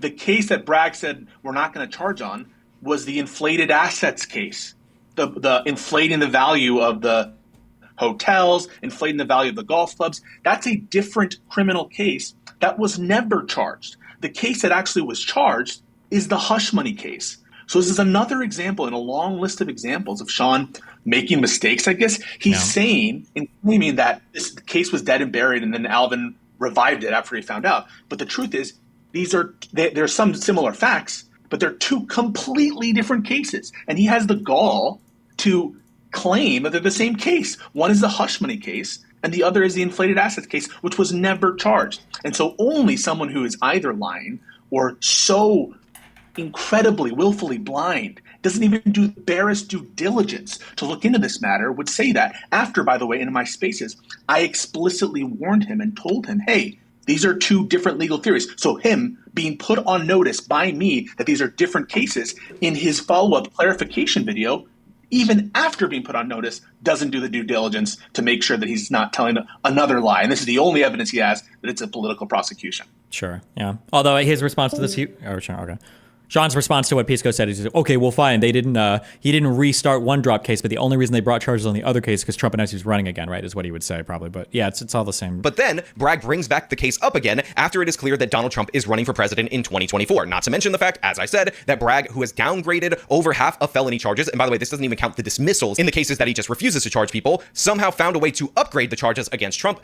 This talking point is nonsense. I don't know why he keeps saying this. Well, I know what he's trying to sell you this really weird, vague idea that Bragg said he was going to downgrade felonies. Well, why did he upgrade the felony for Trump? My guess is going to be, and somebody can link me an article showing me I'm wrong if there's one. My guess is going to be Bragg's probably said, we're going to downgrade felonies for people that we feel like don't deserve felonies. So things on like drug offenses or whatever was like, okay, we don't need to charge felonies for these people because it's going to ruin their lives. Not that they would try to get rid of every single felony that exists, or not that like nothing should be a felony ever. Like he keeps citing this stat like it has anything to do with what Donald Trump was charged with or anything to do with his case. It's such a stupid, vague assertion. Like imagine the guy who caught, Walter White is like, I'm not going to try to arrest people for drugs as much anymore. And like, oh, really? Well, why are you prosecuting Walter White just for being a meth king? Wow, good one. Like it's such a stupid fucking... The dismissals in the cases that he just refuses to charge people somehow found a way to upgrade the charges against Trump, again, for political reasons, so that he can say, look, he's a convicted felon based on me going outside of my pattern of behavior and upgrading charges because specifically he was talking about a political opponent named Donald J. Trump. Now, the next lie... Again, just no evidence. Like, so... And upgrading charges because specifically he was talking about a political opponent named Donald... Because it's just political for Donald Trump? Or? J. Trump. Now, the next lie by Destiny that I want to address that he is deliberately spreading, let's be clear about that, is the idea that I misinterpreted it, deliberately so. The prompt is democracy on the ballot. Now, I did not misinterpret that prompt at all. There was no interpretation from me at all because I never received that prompt. I was messaged by Connor to debate up or down whether or not Trump would end democracy if elected. This is what I was offered as a debate. You can see it in plain text. And this is, by the way, what I agreed to actually debate. And I believe that Destiny as a debate, you can see it in plain text, and this is, by the way, what I agreed to actually debate. And I believe that Destiny is deliberately lying about this in order to smear me even further, because when Connor actually presented him the screenshot and took blame for sending me this, and by the way, this is what I agreed to, all of a sudden Destiny, who pulled it up, couldn't get it down fast enough. Okay, so I sent Lauren and Sean, and I could look up the message to Lauren. I'm gonna send it to you. But I sent the equivalent of will Donald Trump end democracy in 2024 or something like that, right? So that's an extrapolation. It's a little bit hyperbolic, etc. But of course, when you're recruiting somebody, you want to give them the most fiery version of the debate, right? And so Lauren says, what is the exact wording of the prompt? And I did send that to Lauren. Wait, send what? Lauren, can you show me these DMs somewhere? Sure. I just sent you one of them. This is the one that was sent to AJW. Hold on, yeah, there's nothing. Oh my God, I know what he's about to do. And it's so stupid. I'm so happy he's about to do what he's about to do. I'm so happy this is about to happen. I know exactly what he's going to say. And it's so dumb. Wrong with this, though. So there must be something more. But hold on. What I sent to... Wait, is this from my screen or is this... AJW? No, PSK just linked me a tweet where it's you saying, do you want to debate... Wait, did I bring that up or was that put over my screen by Sean? Debate part... But hold on. What I sent to AJW? No, PSK just linked me a tweet where it's you saying, do you want to debate... partners Sean, of one side assassinate another Democrat about whether or not Trump will end democracy if elected? Yes. That was my extrapolation. Okay, that's fine. Okay. Yep. Now, one of the things that annoys me about this is that since I provided the screenshot... Wait, what? He said I brought it up and took it down. Wait, hold on. Sure. I just sent you one of them. This is the one that was sent to Oh, wait, was this an August edit? Oh, I wonder if August added it. AJW. Hold on, yeah, there's nothing wrong with this, though. So there must be something more. But hold on. What I sent to AJW? No, PSK just linked me a tweet where it's you saying, do you want to be debate partners with Lawrence Southern assassinating another Democrat about whether or not Trump... What is the idea that I want to bring it up and take it down really quickly? Wouldn't I just not bring it up at all? What is the implication? Why would I show it if I don't want anybody to see it or read it? Blind democracy if elected. Yes, that was my extrapolation. Okay, that's fine. Okay. Yep. Now, one of the things that annoys me about this is that since I provided the screenshot, which, by the way, was demanded by Pisco, there should be no more conversation about this. This is what I was given. This is what I accepted. I would not have accepted the debate had the topic been, we're just going to argue randomly that something may damage an institution. It was an up or down question, and that's what I prepared for. There should be no argument against this because, obviously, this is what I was presented and what I agreed to. But instead, I get all these different ridiculous points, like from Pisco in his Twitter space, where he tries to make the case that it would have been interesting for me to bring up whether or not Kamala Harris would destroy democracy. I like how he's pretending like this was just an easy, it should have just been a binary dichotomous, like, oh, will democracy end forever? Or is democracy going to carry on in some form? Like, oh, that's reasonable. That's a reasonable interpretation of, I think, what the prompt was. Meanwhile, and then when he was asked later on in that debate, he was like, wait, hold on. No, it wasn't in the debate. It was the next day, right? It was the next day? No, it was during the debate. do you think the Civil War was a threat to democracy? And he's like, well, it's a good question. I'm not sure. Like, wait, what the fuck are we even talking about then? The one thing I wanted to bring up was, we're talking about, I want to kind of go back a little bit. So the whole is democracy on the ballot. First of all, this became the topic of the debate the topic of the debate became the debate, right? One of the things I had an issue with is that you could assume pretty obviously from that Trump was the one that this was being discussed about. I think that's pretty obvious. True. YouTube chat comment. AJW really convinced himself that the debate was, will the world end for sure? And told himself, this is going to be easy. Actually true. Like, what is he thinking? And again, this is like it's an insult to me, Josiah, and Hutch. Like, does he think that we agreed to take on the debate prompt? We can prove with 100% certainty that Donald Trump will do everything to end the entire institution of the government as we know it in a way that it will never be able to be brought back in the future? Like, that's the prompt for us? Like, holy shit. But, even if... Like, what are we talking about here? You could even assume, because of the rhetoric that has been going out there already about Kamala and being a communist and things like that, you could even assume in that end that it could go the way of Kamala. But obviously, the more obvious one is Trump. And I think it was really interesting when we looked at how Actual Justice Warrior was going about all this. It was really interesting. He didn't understand the debate, but he kept, even when called out on it, continued to debate from the perspective as if the topic was, is democracy going to be ended? Yeah. Even when called out about it, he continued. It was not up until Lauren Southern came in, and I could be mistaken on this, but until Lauren Southern came in, that this entire 30 minutes of discussing what it was, that he actually speak up and go, oh yeah, this is the issue. So it's a really good point. I want to address first the Kamala thing. So hold on. Is her saying this about Donald Trump okay?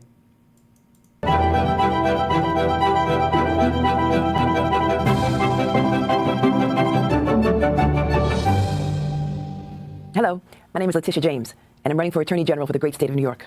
Now, more than ever, New Yorkers need an Attorney General who has the experience, the skills, and the passion to uphold our laws and defend our most basic rights. I have a real record of getting things done.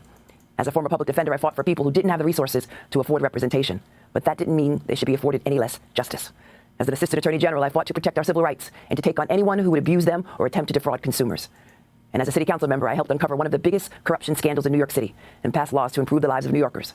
And as the current New York City public advocate, my office has addressed over 32,000 constituent complaints, individuals who walk through our doors without fancy lawyers or high-paid lobbyists. We have taken on bad landlords and the gun industry and passed a groundbreaking law to end gender wage discrimination. As the New York State Attorney General, I promise that I will use the powers of the law to move us forward and fight back against forces who try to move us backwards. I will take on President Donald Trump and anyone who tries to deny New Yorkers their most basic rights, whether it's corrupt politicians, unscrupulous landlords, inhumane immigration policies, or Wall Street abuses. I will take on powerful interests and hold them accountable. Because regardless of where you live, what you look like, who you love, or who you pray to, every New Yorker deserves equal protections under the law. And that will always be my driving force. I hope you will join me on this journey forward and vote for Letitia James on Thursday, September 13th, as the next New York State Attorney General. I don't understand. Was the meme that because she said fighting, or what was the meme? Where was the timestamp? As the New York State Attorney General, I promise that I will use the powers of the law to move us forward and fight back against forces who try to move us backwards. Was that a meme or?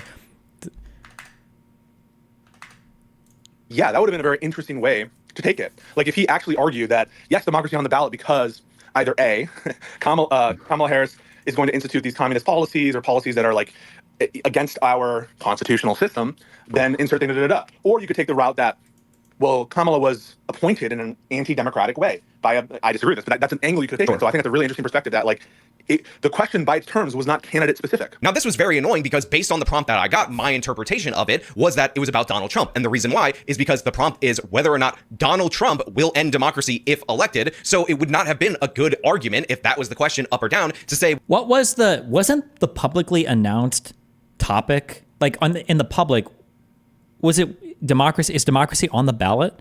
Was that is there a way that I can see this somewhere? Was there a tweet made about this? Twitter, Hippy Dippy, Lauren, Destiny, AJW. Fuck, I'm not gonna be able to find this. Oh. The return of Hippy Dippy. Is democracy on the ballot in 2024?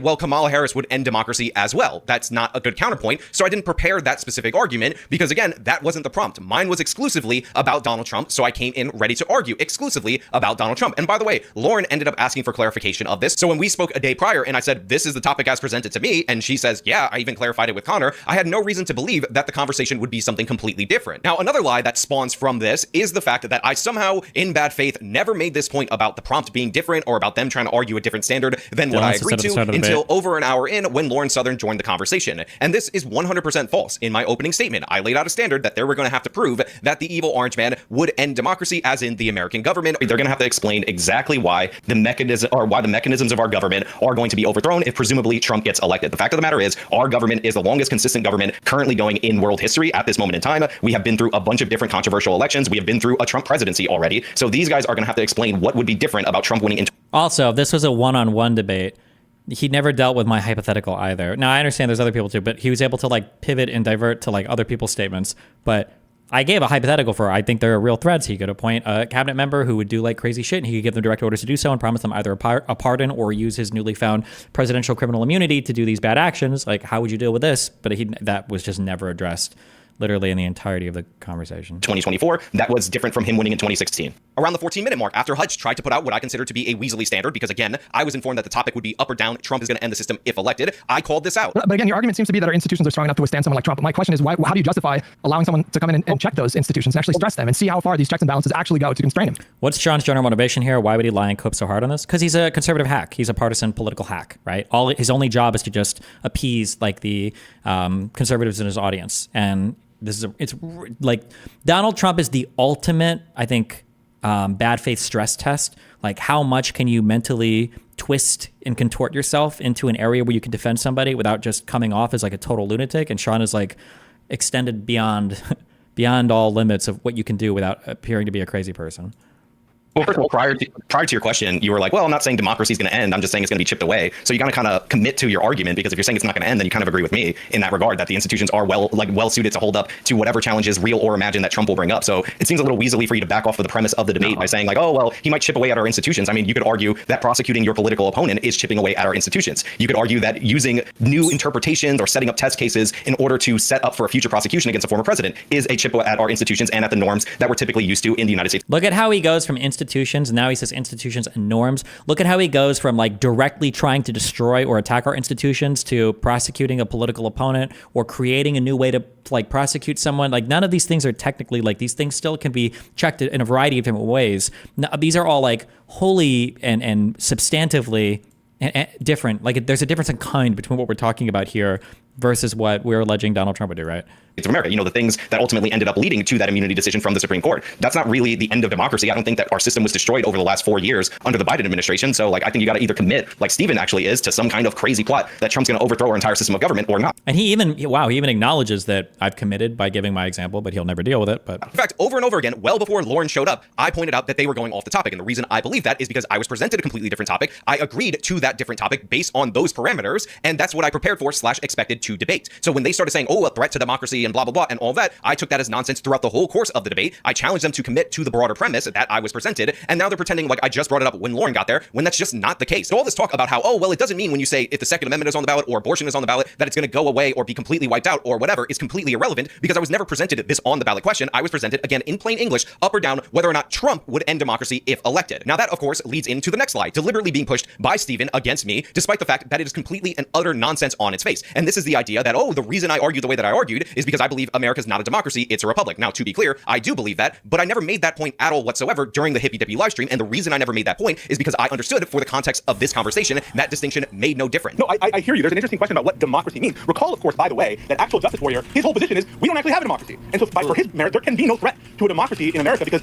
he said multiple times, we do not live in a democracy. So if we're going by that definition of democracy, I don't think actual Justice Warriors would raise the kind of concerns the Confederates are bringing up, because he wouldn't, of course, not agree. He'd say, well, you guys are stupid. There's no democracy. You live in a republic, or whatever his phrasing is. On the actual merits of which I find to be silly and pedantic and semantic. Yeah, it's stupid, but the question is like, it's not silly. Oh, it's not silly and pedantic and semantic and stupid. It's intentional. It's intentional and malicious. It's intentional and malicious. So when Pisco just makes up out of thin air that that's literally my whole argument, and then Destiny, who is watching live, listening, says, oh, it's not that he actually believes that, he's being malicious about it, thus affirming the inaccurate assessment of my position, that is objectively a lie. And if you want to prove that it's not a lie, show me exactly where I said that on the Hippy Dippy live stream. And the crazy thing is, not having this context, I end up going on the Twitter space. Destiny asked me, is America a democracy? I say, is it a republic? And he starts making all these snide, ridiculous comments about, oh, I understand this and that. I understand. Okay. I concede all of the debate from last night. There is no threat. Yes, there is no threat to democracy. We don't have a democracy. I understand now. And again, I don't have any context for the fact at this moment in time that he's been lying about my argument for a full hour beforehand. And by the way, Pisco is buying into that lies. And in fact, after Destiny raged out of that Twitter space, I ended up saying, yeah, Pisco, while I do believe that, for the purposes of the conversation yesterday, I didn't make that argument because I understood in general we were talking about the American electoral system. So in that context, I was going to fight on that point, because what's the point of fighting on that? And you all Hold on, am I crazy? I thought I asked him point blank,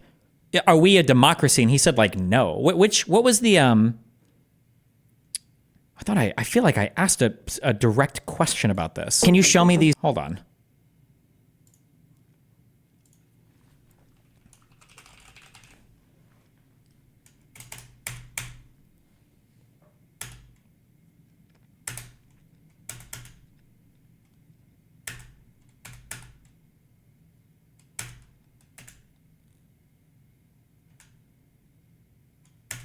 $91 hits. Holy shit.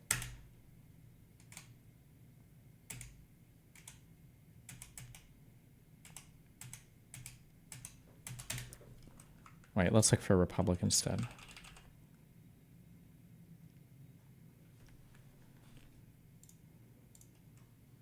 Bringing up because he wouldn't, of course, not agree. He would say, "Well, you guys are stupid. There is no democracy. We live in." Okay, I don't think he joins until later.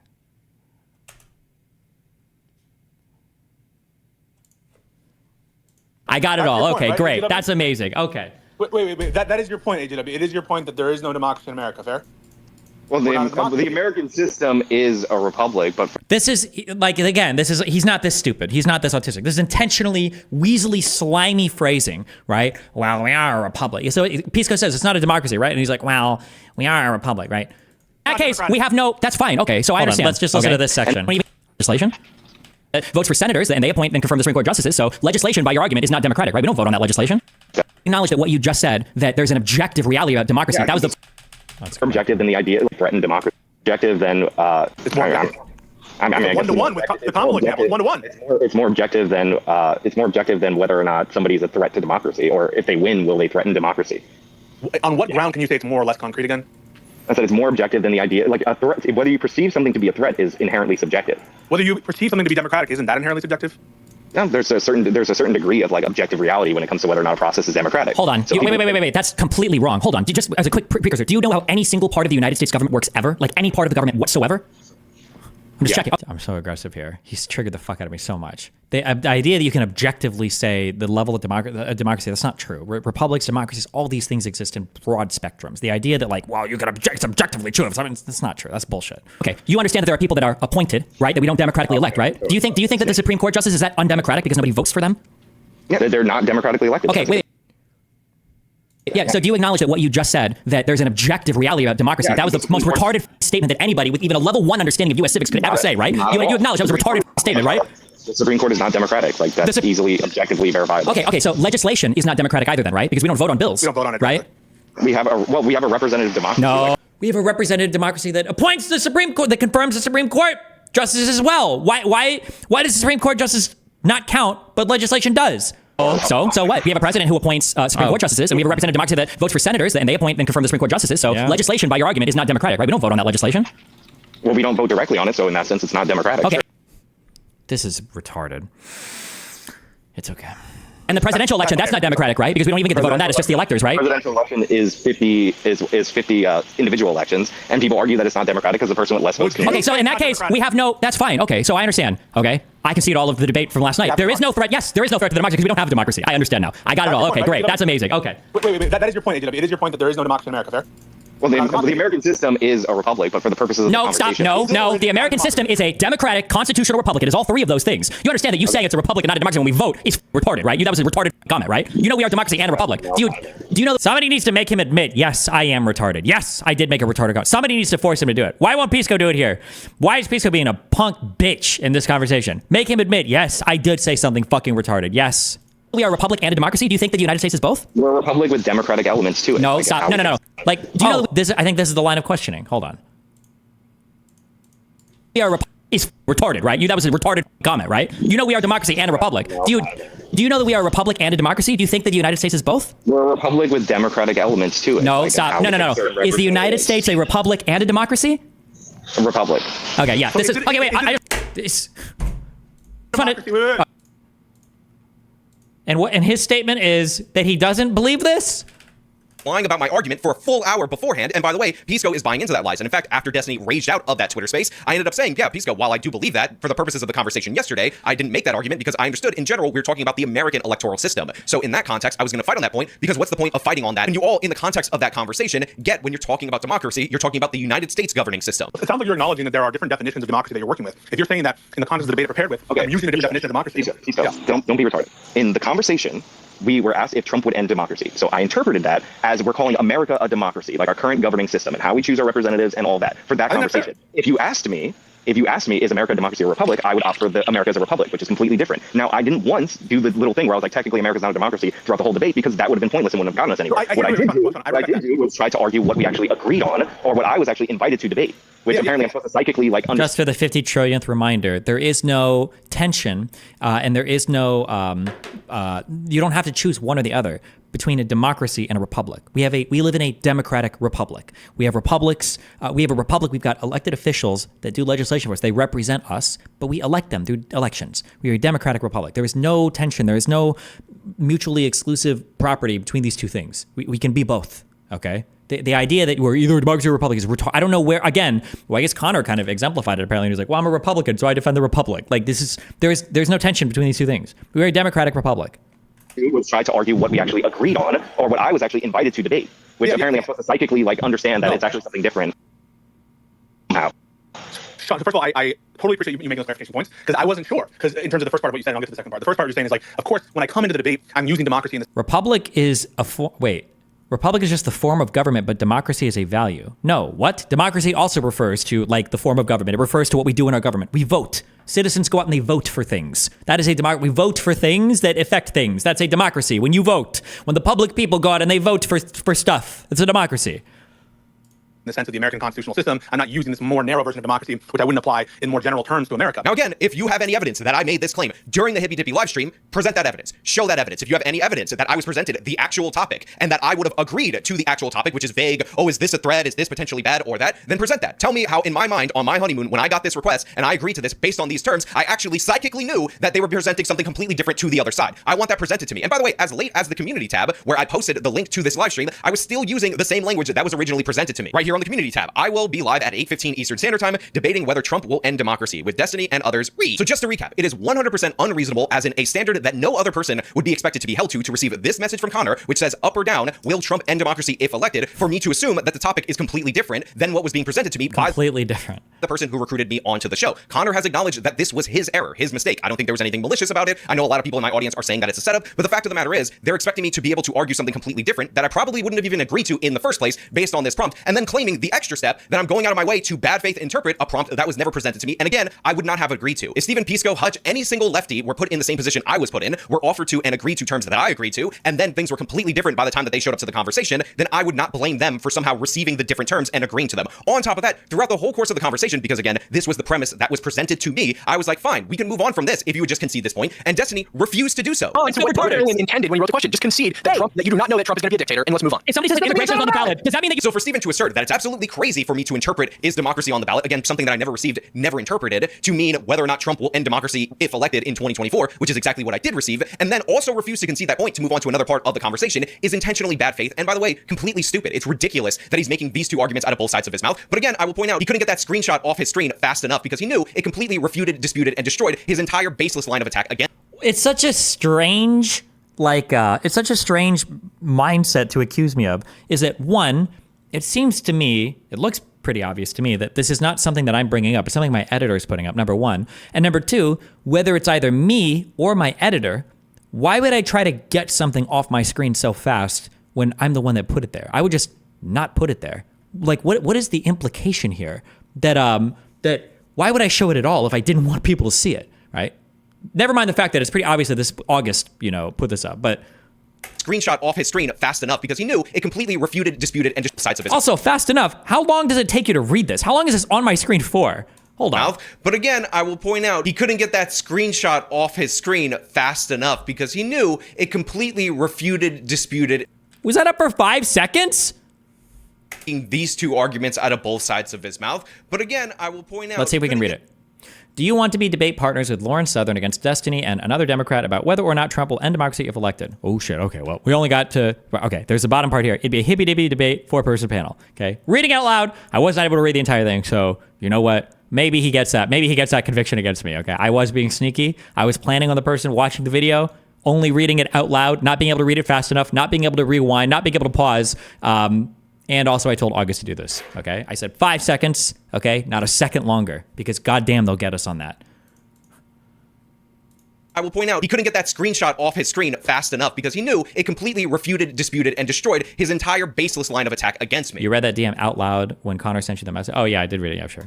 You're changing the parameters of the debate, but that's fine. But to Steven's point about, oh, he wants to arrest people for, he said he wants to arrest people for burning the American flag. He said that in 2016, when he was running then. He said that for long periods of time in his life. And when he was in office, he did absolutely nothing to forward those goals. And you also say, oh, this presidential immunity, it doesn't exist. People don't want the president to commit crimes and all that. Well, I happen to remember when Barack Obama actually murdered an American citizen abroad, Abdul al-Awlaki, and Eric Holder, his attorney general, This is what Sean, this was the main thing, by the way, that made me, committed me to the blacklisting of him. The way that he phrases this, he's either so stupid that it's not worth talking to, or he's so dishonest that he's not worth talking to. I wonder if he'll include this in his video. When he conflates legal counsel working at the Office of Legal Counsel with a person's personal lawyer, that is an unfathomably stupid thing to do. I couldn't believe that he did this. Our top law enforcement officer looked directly into the camera and he said due process doesn't necessarily mean judicial process. So unlike Bill Barr, who didn't side with Trump in that particular instance, Eric Holder absolutely did. And yet our government still stands despite the fact that Obama not only did that for him, who, by the way, very likely he was a propagandist for al-Qaeda, very likely betrayed our country, although you could try somebody in absentia. Obama didn't bother to do that. But then again, his son, who was 16 years old, was also killed, an American citizen, in another country by Obama. And again, it was under the same justification that due process doesn't equal judicial process. The difference between your flag quote and Eric Holder and Obama's actions is that Trump was in office. He did nothing about the American flag, but what we saw from the Obama administration is also Trump didn't ask to do anything about. There's so much dishonesty here. Everything about what he's saying is so stupid. So there's so much dishonesty. So one, Trump asked Barr if something was legal. And then Barr said no, and Trump tried to do it anyway. Barr ended up quitting over that. Obama asked through the Attorney General, through the Office of Legal Counsel, if something was legal. The OLC said yes, and then Trump did it. So we're already fundamentally different in terms of what they pursued and what they didn't pursue. Also, secondly, Obama was asking a question about something that clearly fell within the purview of the office of the presidency, right? Do I have the authorization to make this legal strike? Donald Trump was asking as a campaigning politician to see if he could fake election fraud so that he could win his next election. Like, these things are so many worlds apart from each other. There's so many worlds apart from each other. The comparison is absurd. Obama's actions is that Trump was in office. He did nothing about the American flag. But what we saw from the Obama administration is that they did claim and receive that power to kill Americans abroad that they deemed to be terrorists. So right here in this part of the conversation, I brought up the fact that Obama unilaterally declared that he had the right to kill Americans abroad in non-combat zones that he decided were actually a threat. And I said, unilaterally. Now, how could, I just don't want to be charitable at all. If I want to say Obama declared this unilaterally, right? If I was dealing with somebody that I felt like understood government better, or just wasn't a bad faith piece of shit, I would assume he means the executive branch decided this unilaterally. Is that what you mean, the executive? Because Obama clearly didn't, because he went to the DOJ and he asked if he could. That doesn't come off to me as deciding unilaterally. It seems like the exact opposite. He asked somebody else if he's legally allowed to do this.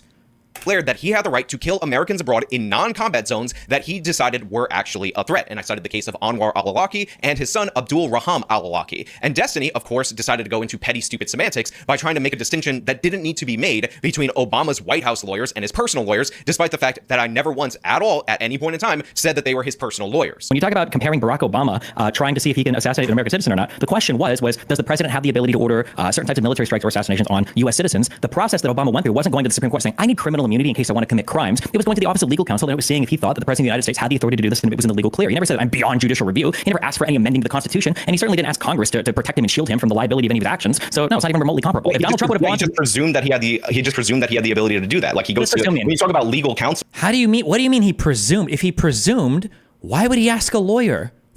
But what does presumed mean, Sean? What does presumed even mean? Do I ask that? What does presumed mean? So those are his lawyers to come up with a justification. No, you're dead wrong. You're completely wrong. You misunderstand completely the structure of government. The OLC. Those are his lawyers to come up with a justification. No, you're dead wrong. Oh, and his lawyers to come up with the justification. They're not his lawyers. It's the Office of Legal Counsel. Presume that he had the ability to do that. Like he goes to, when you talk about legal counsel, those are his lawyers to come up with a justification. No, you're dead wrong. You're completely wrong. You misunderstand completely the structure of government. The OLC, the White House counsels, those are not his personal lawyers. Personal lawyers. Personal lawyers, but they're his lawyers. They're not his lawyers, or the president of the United States lawyers. Which his office that he held. Now, in the context of this particular conversation, Stephen said Obama never claimed that this was beyond judicial review, which I found to be very interesting for him to make that claim as a specific. And then he said, if he did, then why didn't somebody with standing decide to bring a suit against Barack Obama? His White House lawyers gave him whatever paper-thin justification he needed right from the jump, so he didn't have to get a second. The justification was paper-thin, justification right from the jump, so he didn't have to get another justification. What other justification would he need? What do you mean?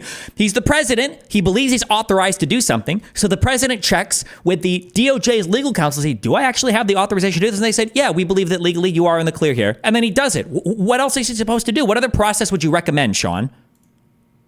Was paper thin, then why didn't anybody with standing bring a case to the Supreme Court and have it overruled? Or why didn't Congress legislate and create a new statute to limit the powers of the executive? Which are the two checks that it would be. The judicial branch didn't seem to check Obama, or at least that's my understanding, and the legislative branch didn't seem to check him on the decision either, is my understanding. They felt like it was over the line. Now, according to Destiny, if you bring up very specific details about something and then you turn out to be wrong, that means you're lying, and wouldn't you know it, Destiny is clearly, by that standard, lying right here. Never said I'm beyond judicial review. Because Barack Obama specifically claimed in his motion to dismiss a lawsuit, along with the fact that the person suing... I hope to God... Oh man, I hope that he's not going to conflate.